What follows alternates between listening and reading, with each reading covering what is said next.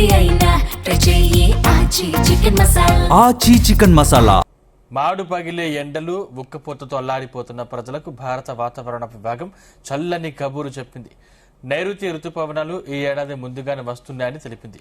కొన్ని గంటల్లోనే అవి అండమాన్ దీవుల్లోకి ప్రవేశిస్తాయని తెలిపింది. రుతుపవనాలు మే 26న కేరళను తాకనున్నాయని ప్రకటించింది. ఇక తెలుగు రాష్ట్రాల్లోకి జూన్ మొదటి వారం ఎంట్రీ ఇస్తాయని అంచనా వేసింది. జూన్ 1 నాటికి కేరళ తీరాన్ని రుతుపవనాలు తాకుతాయి. కానీ ఈసారి 5 రోజుల ముందే దేశంలోకి ప్రవేశించే అవకాశం ఉన్నట్లు ఐఎండీ వెల్లడించింది.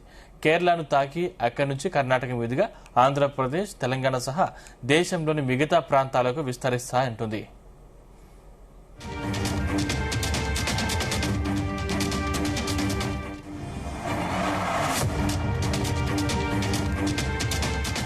మాడు పగిలే ఎండలు ఉక్కపోతతో అల్లాడిపోతున్న ప్రజలకు భారత వాతావరణ విభాగం చల్లని కబురు చెప్పింది.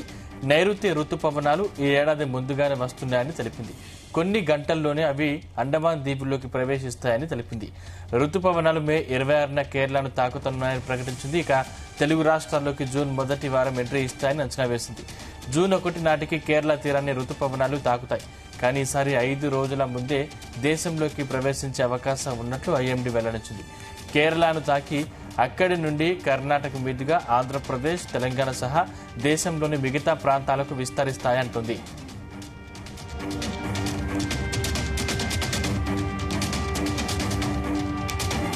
ఇదే అంశానికి సంబంధించిన మరిన్ని డీటెయిల్స్ మా ప్రతినిధి రాజు పటేల్ అందిస్తారు. రాజు పటేల్,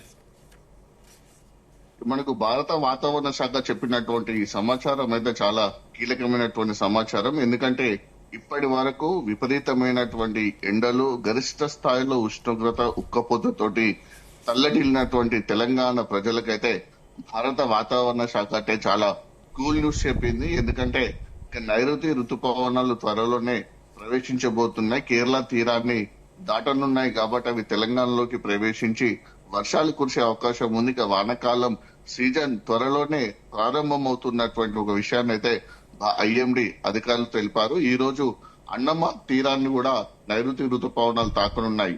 సో నైరుతి రుతుపవనాలు మొదటగా అండమాన్ తీరాన్ని తాకిన తర్వాత ఈ నెల 26న కేరళ రాష్ట్రంలోకి అవి ప్రవేశిస్తాయి. కేరళ రాష్ట్రంలోకి ప్రవేశించిన అనంతరం జూన్ మొదటి వారంలో అటు ఆంధ్రప్రదేశ్, తెలంగాణ 2 తెలుగు రాష్ట్రాల్లోకి కూడా నైరుతి రుతుపవనాల ఎంట్రీ జరగనుంది. సో ఈ ఏడాదిలో 5 రోజులు ముందుగానే నైరుతి రుతుపవనాలు మన ఇరు రాష్ట్రాల ప్రజలను కూడా పలకరించనున్నాయి. ఈ ఏడాది ఏర్పడినటువంటి సూపర్ ఎల్ నీనోతో తక్కువగా కూడా వర్షపాతం అవుతుందని కూడా భారత వాతావరణ శాఖ చెప్పింది. సో గత సంవత్సరం కూడా వారం రోజుల ముందుగానే నైరుతి రుతుపవనాలు తెలంగాణలోకి ప్రవేశించాయి. ఈసారి కూడా 5 రోజుల ముందుగానే ప్రవేశిస్తున్నాయి. అంటే నైరుతి రుతుపవనాల ప్రవేశం ముందుగా జరిగితే వర్షాలు కూడా ముందస్తు వర్షాలు కురిసే అవకాశం ఉంది. సో ఇప్పటి వరకు కూడా విపరీతమైనటువంటి ఎండ, ఉక్కపోతతోటి, వడగాలులతోటి అల్లాడిపోతున్నటువంటి ప్రజలకైతే ఇది చాలా చల్లటి కబురు అని చెప్పవచ్చు. నైరుతి రుతుపవనాలు ఈ ఏడాది ముందుగానే వస్తుండటంతో కూడా వర్షాలు కూడా ముందుగానే భారీగా పడే అవకాశం ఉంది. అయితే ఎల్ నీనో ప్రభావంతో గత సంవత్సరం పడ్డటువంటి వర్షపాతం కంటే ఈసారి వర్షపాతం తక్కువగా నమోదయ్యే అవకాశం ఉందని కూడా అటు భారత వాతావరణ శాఖ అధికారులు అయితే ఇచ్చినటువంటి ఇన్ఫర్మేషన్. సో సాధారణంగా అయితే జూన్ 1 నాటికి కేరళ తీరాన్ని రుతుపవనాలు తాకుతాయి. కానీ ఈసారి 5 రోజుల ముందుగానే మన దేశంలోకి ప్రవేశించే అవకాశం ఉన్నట్టు కూడా ఐఎండీ వెల్లడించింది. కాబట్టి కేరళను తాకి అక్కడి నుంచి కర్ణాటక మీదుగా ఆంధ్రప్రదేశ్, తెలంగాణ సహా దేశంలోని మిగతా ప్రాంతాలకు క్రమక్రమంగా ఈ నైరుతి రుతుపవనాల విస్తరణ ఉంటుంది. జూన్ నుంచి సెప్టెంబర్ మధ్య నైరుతి రుతుపవనాలతో వర్షాలు అధికంగా కురుస్తాయి. ఇక వచ్చే 24 గంటల్లో దక్షిణ బంగాళాఖాతం, అండమాన్ నికోబార్ దీవుల్లో రుతుపవనాల విస్తరణకు అనుకూలమైనటువంటి వాతావరణ పరిస్థితులు ఉన్నాయని కూడా వాతావరణ శాఖ తెలిపింది. సో ప్రధానంగా చూసుకుంటే మన భారత ప్రధాన భూభాగంలో రుతుపవనాల విస్తరణ కేరళలోకి వాటి రాకతో మనం వాతావరణ శాఖ అధికారులు గుర్తిస్తారు. అధిక ఉష్ణోగ్రత, పొడి వాతావరణం నుంచి వర్షాకాలంలోకి జరిగే మార్పులను సూచించేటువంటి చాలా ఇంపార్టెంట్ ఇండెక్స్ ఇది. ముఖ్యమైనటువంటి సూచిక కూడా దీన్ని వాతావరణ శాఖ అధికారులు భావిస్తారు. ఋతుపవనాలు విస్తరిస్తున్న కొద్దీ ఏ ప్రాంతాల్లో ఉండేటువంటి తీవ్రమైన ఉష్ణోగ్రతలు ఉంటాయో ఆ ఉష్ణోగ్రతల నుంచి క్రమక్రమంగా ఉపశమనం లభించే అవకాశం ఉంది.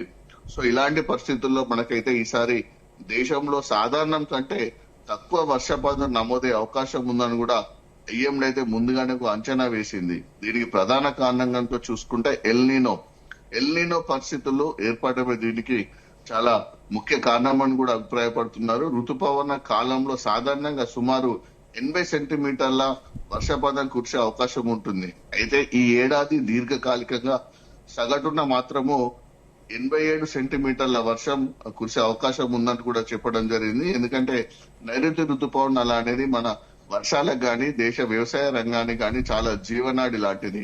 అత్యంత ఇంపార్టెంట్ నైరుతి ఋతుపవనాలు. సో ఈ 4 నెలల కాలంలో దేశానికి లభించేటువంటి సంవత్సర వర్షపాతంలో దాదాపు 70% నైరుతి ఋతుపవనాలు ఉన్న కాలంలోనే ఎక్కువగా వర్షం మనకు పడుతుంది. కాబట్టి వ్యవసాయం మొత్తంగా దేశ ఆర్థిక వ్యవస్థకు గాని సాగునీటి ప్రాజెక్టులు గాని భూగర్భ జలాల పెరుగుదల కూడా ఈ నైరుతి ఋతుపవనాలే చాలా కీలకం.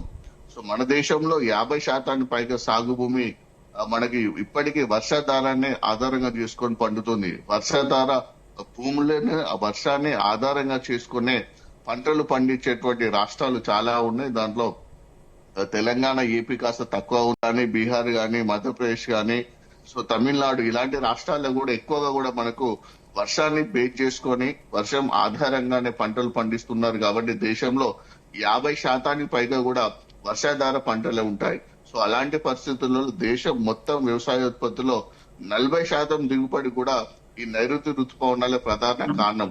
అందుకే దేశ ఆహార భద్రత, ఆర్థిక స్థిరత్వంలో కూడా ఋతుపవనాలు చాలా కీలక పాత్ర పోషించే అవకాశం ఉందని కూడా వాతావరణ శాఖ అధికారులు పదే చెప్తున్నటువంటి పరిస్థితులలో ఈ ఏడాది అయితే సూపర్ ఎల్నినో పరిస్థితులు ఏర్పడినట్టు ఇన్కాస్ ఇప్పటికే ప్రకటించింది. దీంతో వర్షపాతం చాలా తక్కువగా ఉండే అవకాశం ఉంది. అయితే గత సంవత్సరం కనుక మనకు చూసుకుంటే మొదట్లో నైరుతి ఋతుపవనాల ఆగమనం ముందుగానే జరిగినప్పటికీ కూడా సో లాస్ట్ ఇయర్ కూడా వర్షపాతం తక్కువగానే నమోదయ్యే అవకాశం ఉందని కూడా ఐఎండీకు అంచనాగా వచ్చింది. కానీ గత సంవత్సరం మాత్రం మనకు రికార్డు స్థాయిలో వర్షాలు నమోదయ్యాయి. అధిక వర్షపాతం మనకు నమోదైంది. సో జూన్, జూలైలో కురిసినటువంటి వర్షాలతో పాటు తర్వాత మనకు సెప్టెంబర్, అక్టోబర్ లో కూడా అకాల వర్షాలు కూడా కురిసినటువంటి సిచ్యువేషన్ అప్పుడు జరిగింది.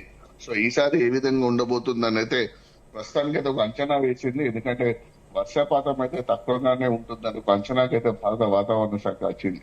ఎందుకంటే చాలా చోట్ల కూడా నైరుతి ఋతుపవనాల ప్రభావంతో మనకు వర్షాలు కురుస్తాయి. కాబట్టి సో ఈసారి పరిస్థితి ఏ విధంగా ఉండబోతుందో చూడాల్సిన అంశం. Right, thank you Raju Patel.